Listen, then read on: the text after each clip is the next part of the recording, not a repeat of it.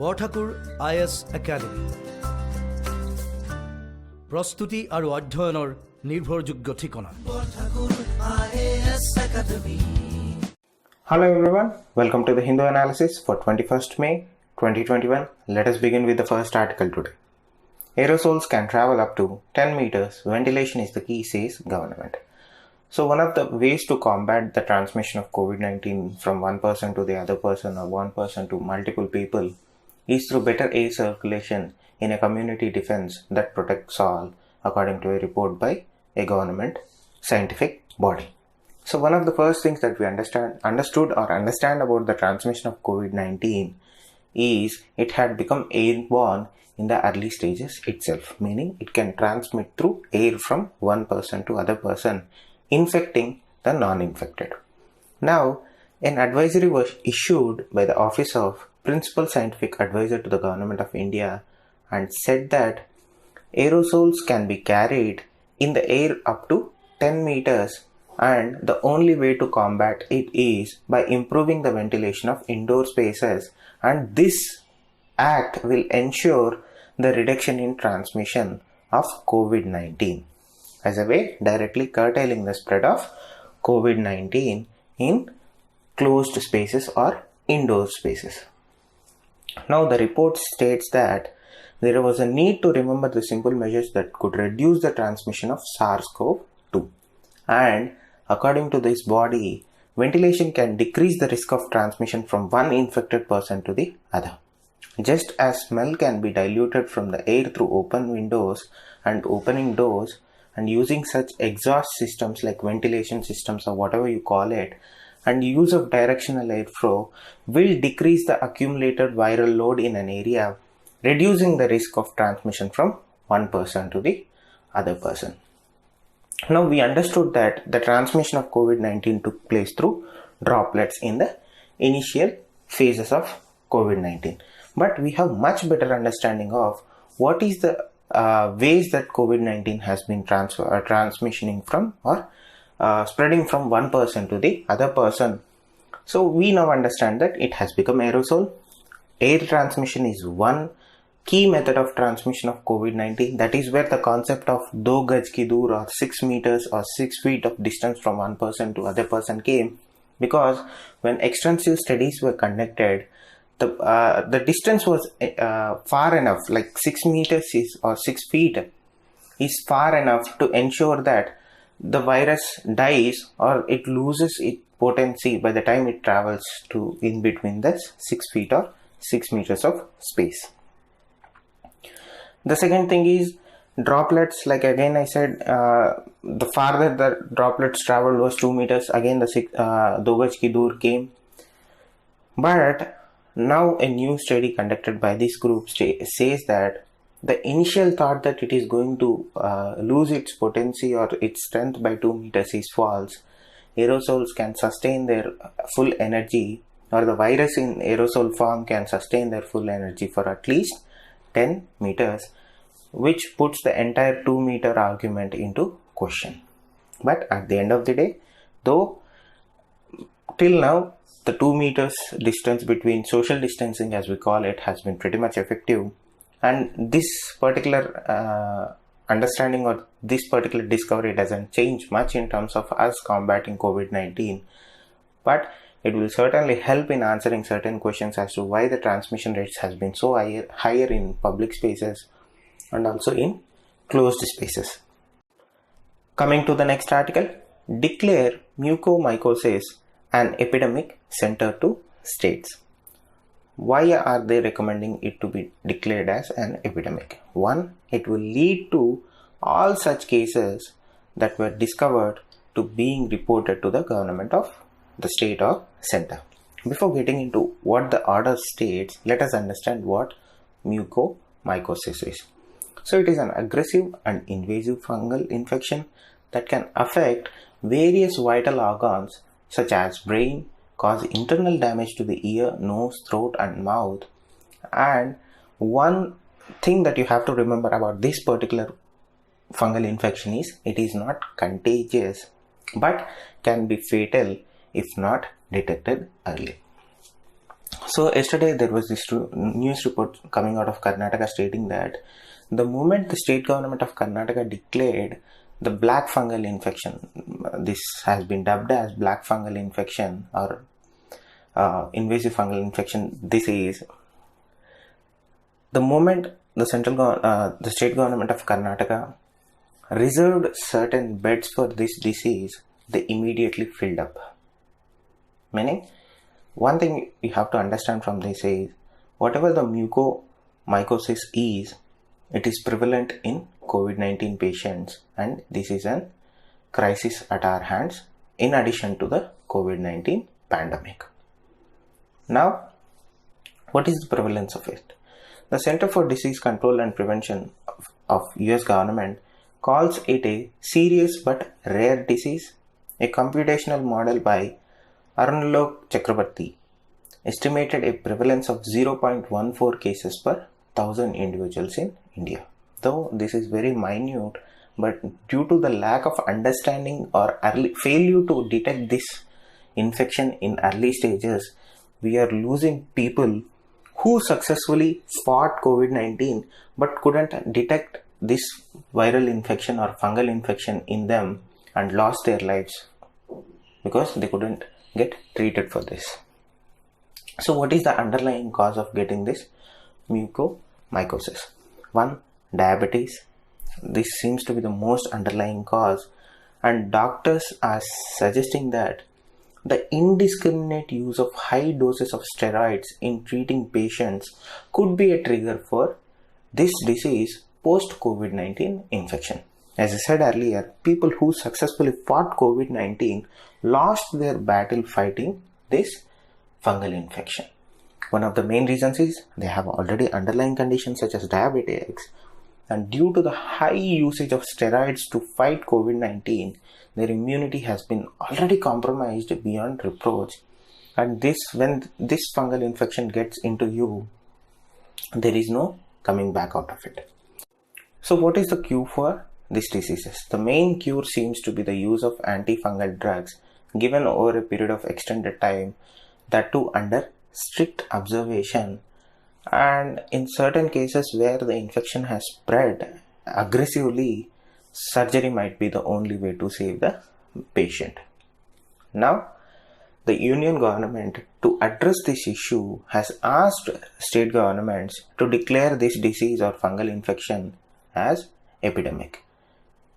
In a letter to the states, Health and Family Welfare Ministry has clearly asked or directed the states to declare the black fungus infection, particularly seen in the case of COVID-19 patients, as an epidemic, which would lead or empower health facilities to screen for it and report such cases to the government.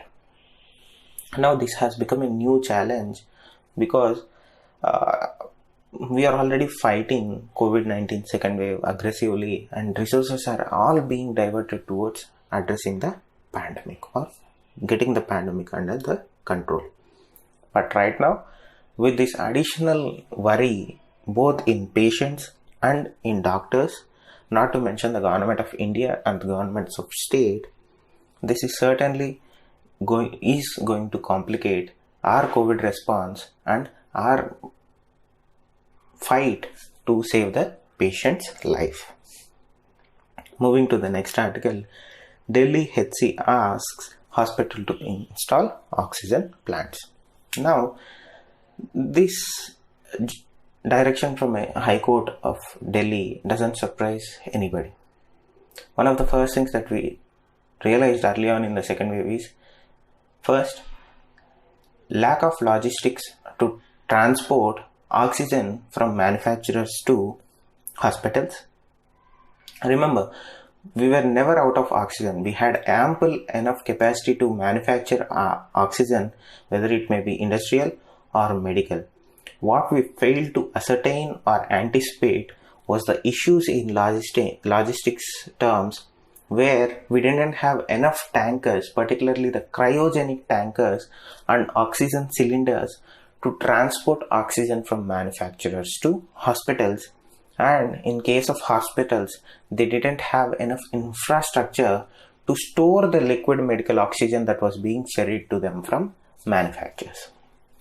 So it's a clear-cut case of lack of infrastructure, lack of foresight, or whatever you call it. But at the end of the day, patients lost their lives because they couldn't access oxygen when they desperately needed it. So now hindsight is 2020, but Delhi High Court, I sincerely believe that this is a right step towards addressing certain infrastructural issues both in private hospitals and government hospitals, has asked big hospitals in the capital city with 100 or more beds to install pressure swing absorption oxygen plants, noting again the recent surge in COVID-19 cases. So, a few days earlier, I was speaking to somebody who operates a hospital, a very big hospital, close to more than 200 or 250 beds in the area where I live. And I was asking him why the shortage has arose, what were the challenges in getting oxygen to the patients, because this particular hospital was also experiencing shortage of oxygen because they had high number of COVID-19 patients, not because they had the infrastructure, but because the influx of patients was so high that the hospital infrastructure couldn't handle the number of patients that were being brought in. So post all the crisis, I sat down with him and I was talking to him and asked him what was the reason why hospitals don't install their own oxygen plants. His response was pretty simple. If the hospital can afford it, they can do it so. But it boils down to space. Major hospitals, though they have the capacity to treat patients more than in 100 numbers at a time, they don't have enough space to install an oxygen plant. And in certain cases, the hospital is small enough that they run on oxygen being ferried to them from services. And the second thing that he mentioned was the price point. It is cheaper just to subscribe oxygen from a service provider than building your own oxygen plant and maintaining it yourself. So those are the two issues that I found from a person who owns a hospital and runs a hospital. So I felt that this information would be helpful to you also.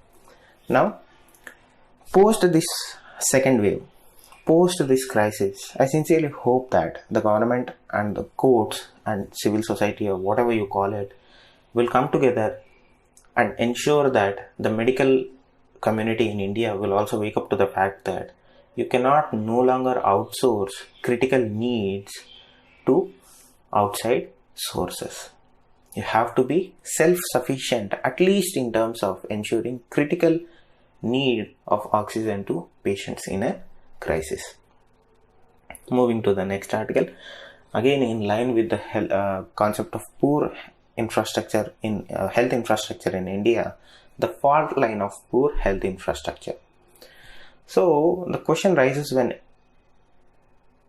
when India does emerge out of this pandemic, the first priority from the central government, from the state government, to a greater extent from private hospitals, because private hospitals are a key link in our public health infrastructure or health infrastructure, is to ensure that we better or improve or bolster our public care systems, and it has to be our top priority.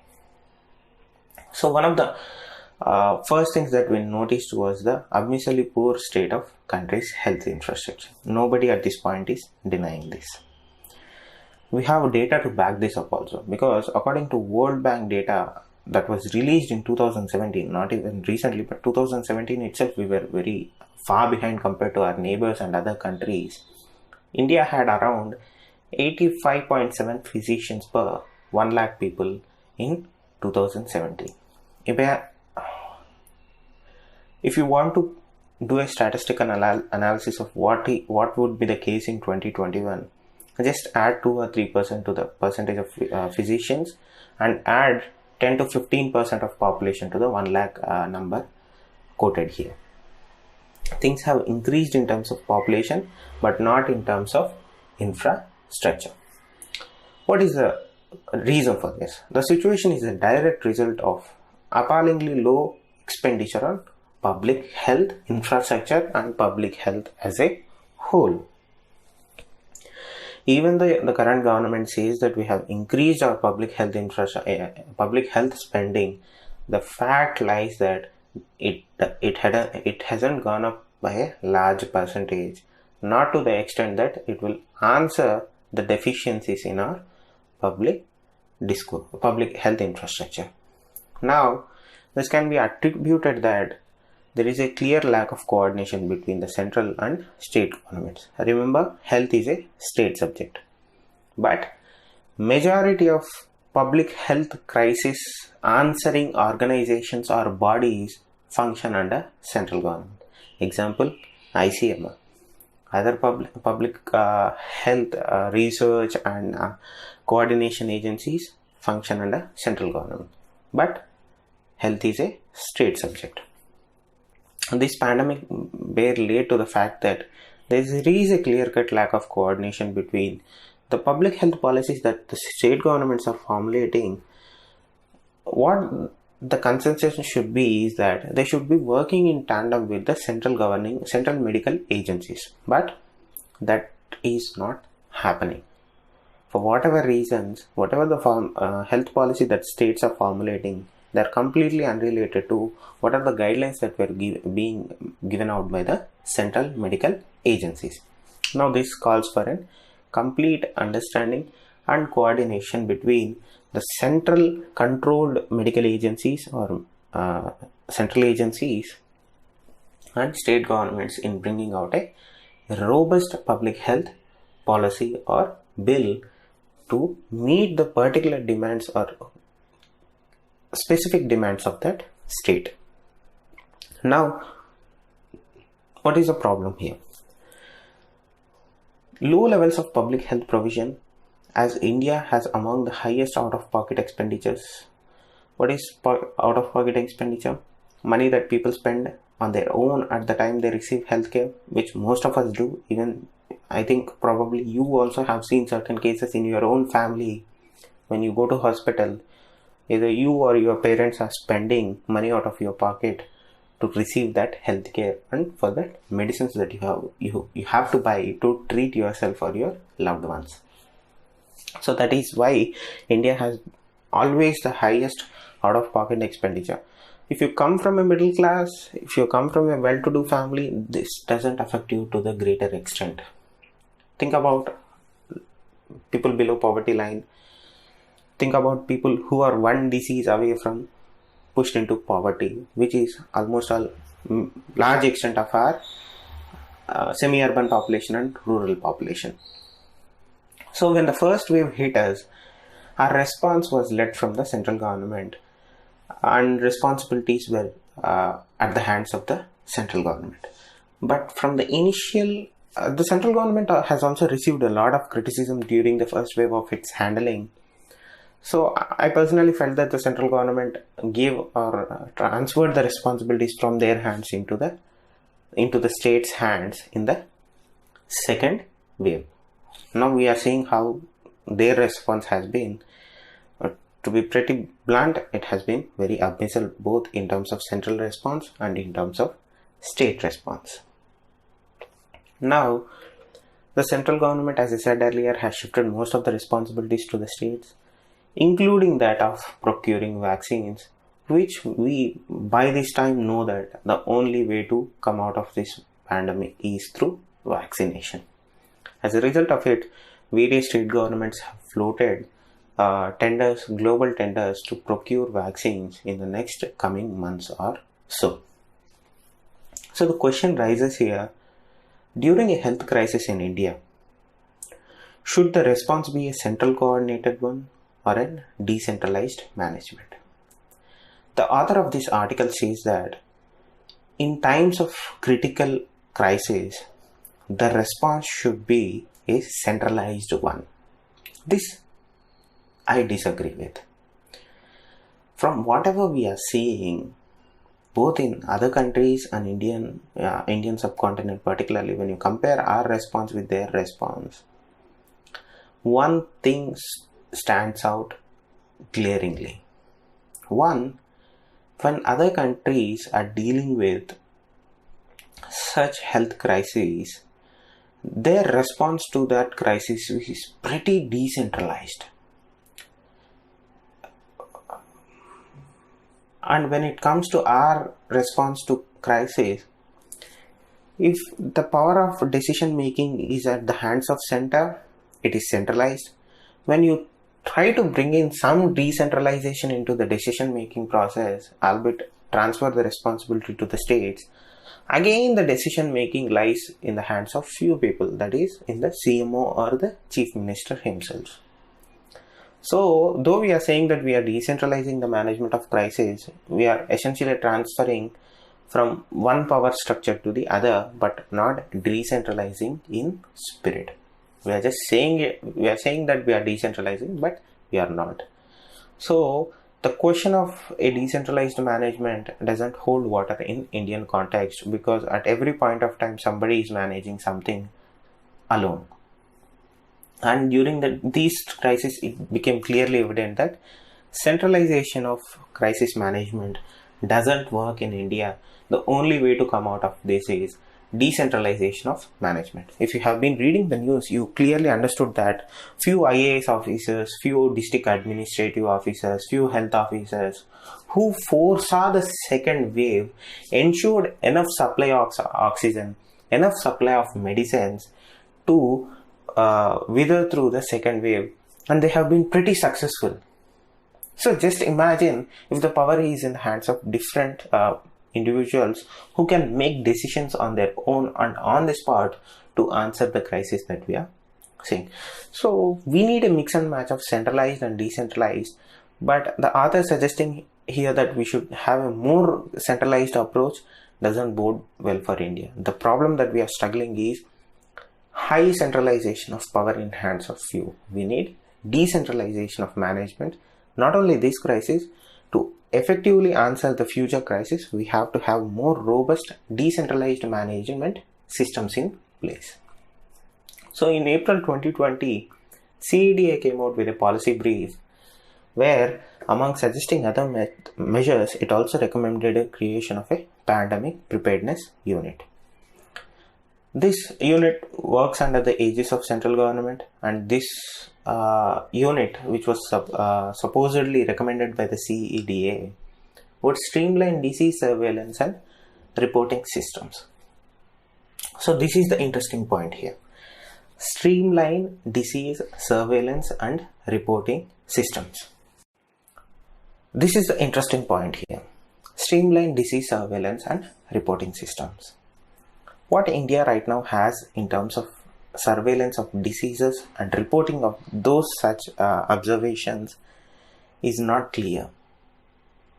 As far as I know, there isn't any specific procedure or an organization or a body that's sole job is to keep a constant eye on diseases coming out of other places and diseases emanating out of India, and reporting in an effective way so that the government can formulate a policy to counter the disease that is being coming out.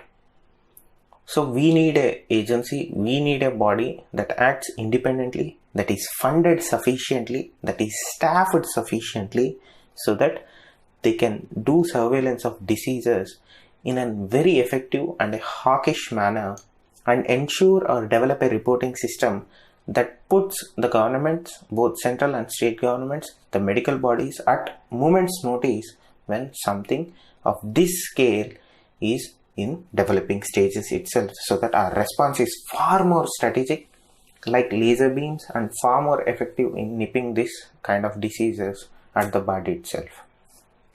Now, coordination of public health management and policy responses across all levels of government, formulate policies to mitigate economic and social costs, and communicate effectively about this health crisis.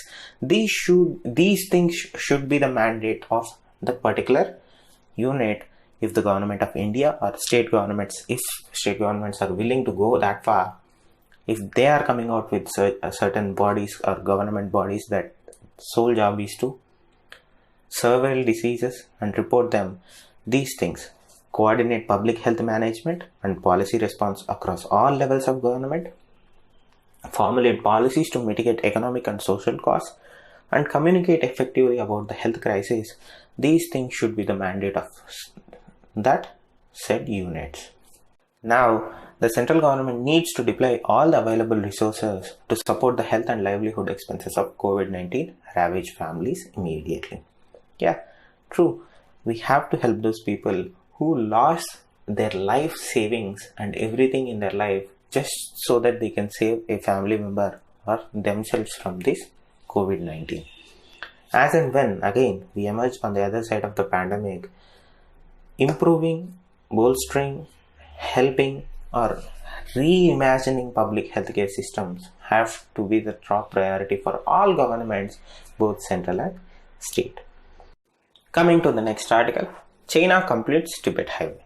So this highway has been in construction for a long period of time, and this highway that is being constructed by the China provides a strategically significant access through the world's deepest canyon in Tibet along the Brahmaputra River by giving way to a greater access to remote areas along the disputed border with Arunachal Pradesh in India. Remember, China does not recognize Arunachal Pradesh as a part of India. Now, China has been rapidly improving infrastructure at border areas, particularly in case of areas where they are actively controlling swaths of Indian territory. When our border infrastructure is compared with the Chinese border infrastructure, the Chinese border infrastructure is far superior. The reason that I bring notice, particularly this Tibetan highway that is being completed, is because when this project was launched, President Xi Jinping officially came down and launched it and called it as a major step in safeguarding national unity, and it is a significant move in promoting economic and social development of the Western region. One of the ways that the Chinese government has been asserting the borders or their borders, both in terms of Indian and Nepal and Bhutan, is through way of building or forcing settlements, civilian settlements in disputed border areas. As of now, the Chinese government has officially built hundreds of new settlements having or resettling people in tunes of thousands of people from central part of China into the eastern and western, particularly the western sector that borders area with India, China and Bhutan. India, Nepal and Bhutan. What the Chinese government is doing is, whenever they have a disputed area at their hands, they are investing a lot of money, building a lot of infrastructure and transplanting people from other regions into these regions, and this has become the Chinese way of asserting their control over disputed areas. We have to see how the Indian government is going to respond to this. Moving to the next article, US-Russia at odds over military activity in the Arctic. Since scientific exploration began in the Arctic region, what immediately followed that is militarization of Arctic regions. Now, the Biden administration is leading a campaign against Russia, as Russia is attempting to assert authority over Arctic shipping routes, particularly due to global warming. The Arctic shipping route, which used to be inaccessible or inaccessible for major portion of the year, thanks to global warming, is now open for almost 3 to 6 months during an year. Due to global warming, as I said, the ice thickness and the ice coverage of the Arctic region has significantly shrunk. This led to opening of new shipping routes through the Arctic region. One of the ways that Russia is trying to assert control over the Arctic region is by deploying military ships, military infrastructure in Arctic region, and gaining control of this strategically important Arctic shipping routes. Now, Russia is going to assume the rotating chairmanship of the Arctic Council on as of yesterday. They assumed it already. Now the US is rallying members of this council and trying to push back on the changes that Russia is bringing in the Arctic region by way of military deployments. Now, Russia has clearly indicated that if anybody tries to push Russia out of the Arctic region and prevent Russia from exercising their given rights, they will be punished severely. This is a very much developing story because for a large part of last few years or so, the concept of militarization of Arctic has been, though active underlyingly, didn't take the central stage between Russia and US relations. Now, with the reimagining of Russian forces in Arctic region and redeployment of US and NATO forces in response to Russian deployments, this thing is sure to boil up just because they want to secure their strategic shipping lanes and oil reserves or resources that are trapped under the Arctic ice shelf. Thank you. Stay safe. Borthakur IS academy প্ৰস্তুতি আৰু অধ্যয়নৰ নিৰ্ভৰযোগ্য ঠিকনা। Borthakur IS academy.